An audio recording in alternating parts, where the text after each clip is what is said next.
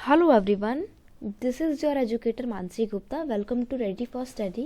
आज हम class 9th के लिए सोशल साइंस यानी कि एसएसटी की असेसमेंट वर्कशीट लेकर आए हैं। ये आपकी असेसमेंट वर्कशीट 12 है और इसकी डेट है 11 जनवरी 2022। ठीक है, तो देखो आज की जो हमारी असेसमेंट वर्कशीट है, देखो पहले तो आपको कुछ टिक मार्क वाले क्वेश्चन मिले हुए हैं आपको जो सॉल्व करने हैं। यहाँ पर आपको पहले क्या पढ़ना पड़ेगा, अपना पूरा पैराग्राफ पढ़ना पड़ेगा, देन आपको आपके क्वेश्चन आंसर सॉल्व करने पड़ेंगे। अगर आप इसको पढ़ेंगे तो आपको पता लग जाएगा कि इसमें बेसिकली आपकी जो ज्योग्राफी की बुक का चैप्टर नंबर 4 है क्लाइमेट, उसी से रिलेटेड आपको एक पैराग्राफ दिया हुआ है और आपको उससे रिलेटेड आपको कुछ क्वेश्चन आंसर दिए हुए हैं।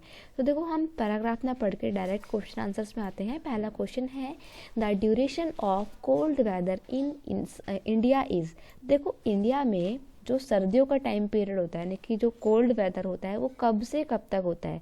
Month of March two mid में बिल्कुल नहीं होता है क्योंकि बहुत गर्मी होती है। ठीक है, यहाँ पे मतलब गर्मियों की शुरुआत हो जाती है। Month of mid September to mid November नहीं होता है क्योंकि बारिश का मौसम होता है।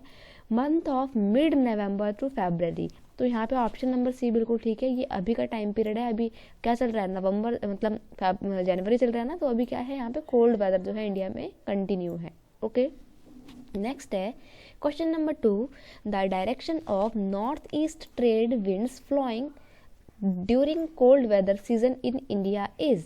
यानी कि नॉर्थ ईस्टर्न जो रीजन है इंडिया का, वहाँ पे जो ट्रेड विंड्स बहती हैं वो कहाँ से कहाँ तक मतलब फ्लो करती हैं।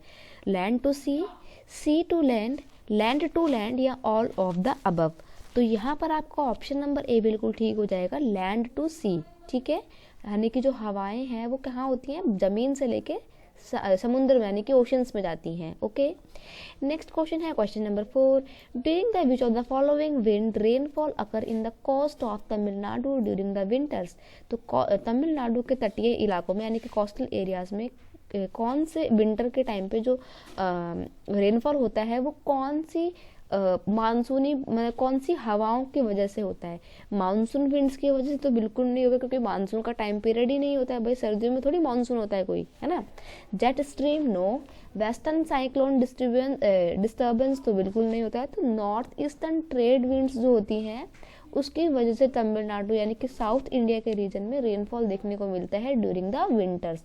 ऑप्शन नंबर डी पे टिक करना है। ओके, नेक्स्ट क्वेश्चन है, आपने भी देखा होगा, देखो आपका जो दिल्ली मतलब इंडिया का जो मौसम विभाग है वो दिन पे दिन आए दिन क्या करता रहता है, कोई ना कोई गाइडलाइंस देता रहता है कि भाई आज इस दिन इन दिनों में जो है इन इलाकों में जो है बारिश होने की संभावना है। तो भी आपने पढ़ा होगा, तमिलनाडु केरला वगैरह का बताया था उसने। ठीक है, चलो नेक्स्ट क्वेश्चन नंबर 4 है, which of the following are the features of cold weather season in India. तो कोल्ड वेदर का जब टाइम होता है इंडिया में तो उसकी कैरेक्टरिस्टिक्स बताने हैं, कौन कौन सा फीचर सही बैठता है। ठीक है, जो सही बैठता है उसके आगे टिक करना है। लो टेम्परेचर एंड ह्यूमिडिटी, तो ये बिल्कुल ठीक है भाई, क्योंकि भाई सर्दियों का टाइम में तो टेम्परेचर ज़्यादा थोड़ी होगा, लो ही होगा, कम होगा। जितना टेम्परेचर कम होता है ठंड उतनी ही ज़्यादा होती है। ठीक है, क्लियर स्काई, आपने जनरली देखा होगा कि विंटर्स के टाइम पे क्या होता है ना, आसमान बिल्कुल साफ होता है, तो ये भी बिल्कुल सही स्टेटमेंट है। नेक्स्ट है temperature decrease as we move from south to north, यानी कि साउथ से नॉर्थ में जब हम आते हैं तो हम देखते हैं कि टेम्परेचर क्या है, धीरे धीरे डिक्रीज हो रहा है, कम हो रहा है। तो यहाँ पे आपके सारे ही स्टेटमेंट बिल्कुल ठीक है, तो ऑप्शन नंबर डी पे टिक करना है, ऑल ऑफ द अबव। देखो ऑप्शन नंबर सी में आपको बता दूं, आपने देखा होगा कि आप दिल्ली, मान लीजिए आप दिल्ली में रहते हैं, ठीक है, और आप जा रहे हैं हिमाचल घूमने जा रहे हैं या मसूरी घूमने जा रहे हैं, तो देखो आपको पता है कि दिल्ली से और ज़्यादा नॉर्थ साइड में क्या पड़ता है, आपका उत्तराखंड या उत्तरांचल वाला हिमाचल प्रदेश का एरिया पड़ता है।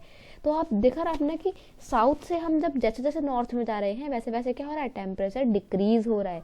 इसी तरीके से भी दिल्ली में जितनी ठंड है ना बेटा, उतनी ठंड आपके तमिलनाडु या साउथ इंडिया के रीजन में नहीं है। ठीक है, तो हम देखते हैं कि साउथ में गर्मी होती है, नॉर्थ में ठंड होती है। जैसे जैसे हम साउथ से नॉर्थ में जाएंगे टेम्परेचर डिक्रीज होगा। ठीक है, चलो ये तो आपके सारे क्वेश्चन ज्योग्राफी तक के थे और टिक मार्क के थे। अब हम बात करते हैं आपके उन क्वेश्चन एंड आंसर की जिसमें आपको प्रॉपर आंसर लिखना पड़ेगा। ठीक है, ये आपका सब्जेक्टिव आंसर, सब्जेक्टिव टाइप का स्टार्ट हो जाता है असेसमेंट। पहला क्वेश्चन है व्हाट इज कॉलखोज। तो कॉलखोज क्या था? कॉलखोज क्या था? देखो, collective farm in Russia was known as kolkhoz. जब आपको पता है ना, जोसेफ स्टालिन जब आ जाते हैं रशिया में, तो वो क्या करते हैं, जो छोटे छोटे खेत होते हैं उनकी चकबंदी कर देते हैं, मतलब उनको कलेक्टिव करके एक बहुत बड़े फार्म में कन्वर्ट कर देते हैं। तो ये जो पूरा प्रोसेस होता है छोटे छोटे खेतों को एक बड़ा खेत में तब्दील करने का, उसको बोला जाता है कॉलखोज। ठीक है, तो याद रखना, बहुत इंपॉर्टेंट है। नेक्स्ट क्वेश्चन है right any two global influence of the Russian revolution. Russia की जो रेवोल्यूशन हुई थी उसके क्या क्या ग्लोबल इन्फ्लुएंस आपको देखने को मिलते हैं। तो देखो, सबसे पहली बात, कम्युनिस्ट पार्टी बन जाती है। हालांकि रशियन रेवोल्यूशन से पहले ही कम्युनिस्ट पार्टी बन जाती है, लेकिन अब जो कम्युनिस्ट पार्टी है इनको पॉलिटिकली क्या होता है, बहुत ज्यादा पॉलिटिकली ये लोग काफी इंप्रूव हो जाते हैं। अब लोगों के सामने आने लगता है कि हाँ भाई, कम्युनिस्ट भी एक आइडियोलॉजी होती है और इसकी एक अलग पॉलिटिकल पार्टी बनती है। ठीक है, communist parties were form in the many country like the communist party of great Britain, यानी कि यूके में, ब्रिटेन में भी एक क्या बनती है, कम्युनिस्ट पार्टी बनती है। ठीक है, नेक्स्ट है in the second world war the USSR has given socialism a global face and the world status. देखो, आपको पता है सोशलिज्म की जो आइडियोलॉजी थी वो आफ्टर फ्रेंच रेवोल्यूशन ही इवॉल्व हो गई थी, लेकिन ये आगे जाके बहुत ज्यादा अपलिफ्टमेंट इसको कब मिला, बहुत ज्यादा बढ़ावा इसको सेकेंड वर्ल्ड वॉर में आके मिला, जब यूएसएसआर ने सोशलिज्म को बहुत ज्यादा बढ़ावा दिया। ठीक है, नेक्स्ट क्वेश्चन है फेरेल्स लॉ को एक्सप्लेन करना है। What is the Ferrel's law?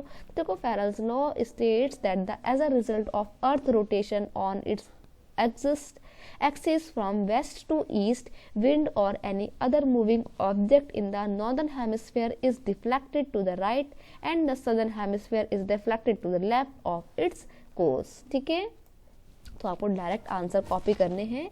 Next question है आपका, थोड़ा यहाँ पे आपको थोड़े से बड़े बड़े लिखने पड़ेंगे। क्यों? क्योंकि यहाँ पे आपको सिर्फ 2 ही क्वेश्चन है, लेकिन एक क्वेश्चन जो है, एक क्वेश्चन का वैल्यू 3 मार्क्स का है, तो आपको यहाँ पे थोड़े आंसर बड़े लिखने हैं। बोल रहा है कि explain the April thesis of the Lenin.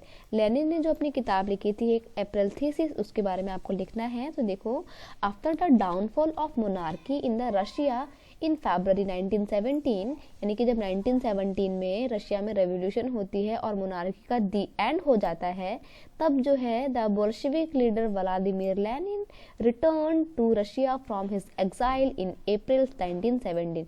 क्या होता है ना, जब देखो रेवोल्यूशन होता है तो मेन रोल किसका होता है, लेनिन का होता है। तो लेनिन को ना क्या होता है, राजा भगा देता है यहाँ से, उसको एग्जाइल कर देते हैं, बाहर भगा देते हैं।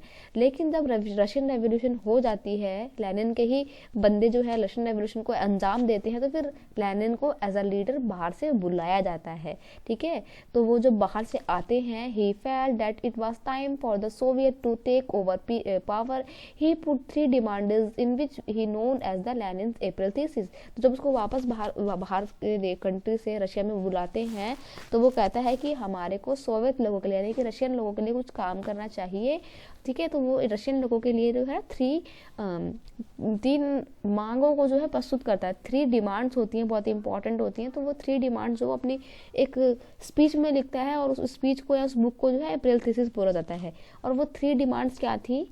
The war be brought to the end, मतलब उसका मानना था कि बस अब सेकंड वर्ल्ड वॉर में क्योंकि रशिया हारता जा रहा है तो अब इसको एंड करते हैं। अप्रैल थीसिस में पहली बात तो यही कही थी कि सेकंड वर्ल्ड वॉर को, तो यहाँ पे सेकंड आएगा, फर्स्ट वर्ल्ड वॉर को खत्म कर दिया जाता है। ठीक है, नेक्स्ट है land be transferred to the pageant.